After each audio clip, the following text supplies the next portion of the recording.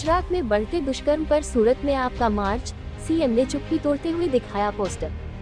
ये बात सामने आई है कि दाहोद में विश्व हिंदू परिषद से जुड़े एक आचार्य ने 6 साल की बेटी के साथ आत्महत्या कर ली और उसकी बेरहमी से हत्या कर दी। फिर इस घटना को लेकर आज आम आदमी पार्टी के सभी पार्षदों के साथ संगठन के साथियों ने इस बेटी की आत्मा को न्याय दिलाने और कड़ी सजा दिलाने की मांग को लेकर आईपी मिशन स्कूल से मुगलिसरा सूरत मनपा कार्यालय तक पदयात्रा की। अपराधी को मासूम बच्ची की आत्मा को शांति देने के लिए इस पदयात्रा का आयोजन किया गया था।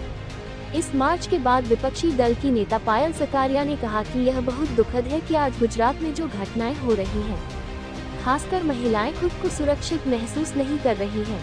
एक छोटे बच्चे के ऊपर जिस तरह से दाहोद में और सुरेंद्रनगर में घटना घटी वह दिल दहला देने वाली है।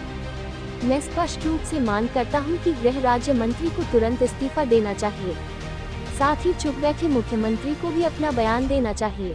दूसरे राज्यों में घटनाओं के वक्त बीजेपी नेता खूब हंगामा करते हैं, लेकिन आज जब एक छोटी बच्ची के साथ दुष्कर्म हो रहा है, पायल सकारिया ने सवाल उठाए कि जब हत्या हो रही है तो वे चुप क्यों बैठे हैं। ताज़ा खबर देखने के लिए देखते रहे स्टार न्यूज नेटवर्क। जय हिंद।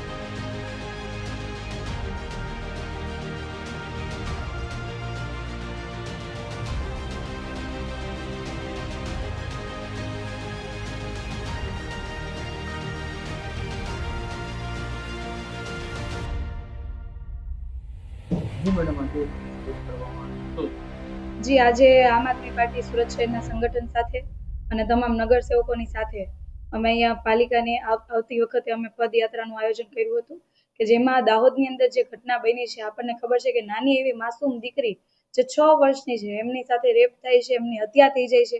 તો આ બાબતે એમને શ્રદ્ધાંજલિ મળે, એના પરિવારોને ન્યાય મળે અને જે હત્યારા છે, જે બળાત્કારી છે, એમને ફાંસીની સજા મળે એની માંગ સાથે અમે પદયાત્રા કાઢી હતી।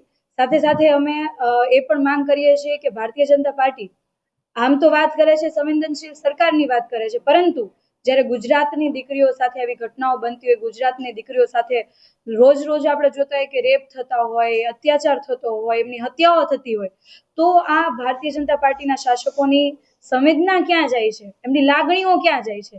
અને બીજી બાજુ જો બીજા રાજ્યની અંદર આવી કોઈ પણ ઘટના બને છે તો તરત જ અહીંયા બેનર સાથે, પ્લેકાર્ડ સાથે મહિલા મોરચો પણ નીકળી જાય છે ભાજપનો કે ભાઈ ન્યાય આપો, ન્યાય આપો, આ દીકરીને ન્યાય આપો। તો શું ગુજરાતની દીકરીઓ માટેની કોઈ સંવેદના નથી?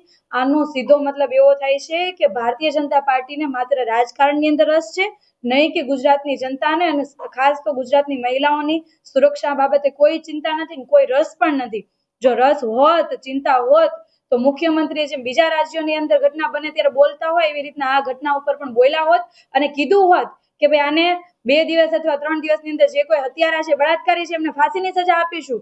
સાથે સાથે આવી ભવિષ્યમાં કોઈ ઘટના ન બને એના માટેનો દાખલો બેસાડ્યો હોત। ચાલો એનાથી દાખલો નથી બેસાડી શકાયો તો કંઈ નહીં, પરંતુ એને શ્રદ્ધાંજલિ તો આપી શક્યા હોત, પરંતુ મુખ્યમંત્રી કે ગૃહમંત્રી કોઈ આ બાબતે ચર્ચા કરવા તૈયાર નથી, કારણ કે એમને ખબર છે કે એ લોકો માત્ર રાજકારણ કરવા આવ્યા છે, એમને મહિલાઓની સુરક્ષા સાથે કાંઈ લેવા દેવા નથી।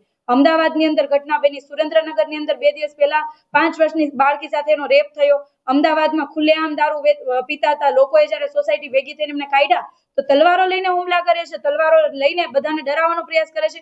તો આ સમયે ગૃહમંત્રી ક્યાં જાય છે?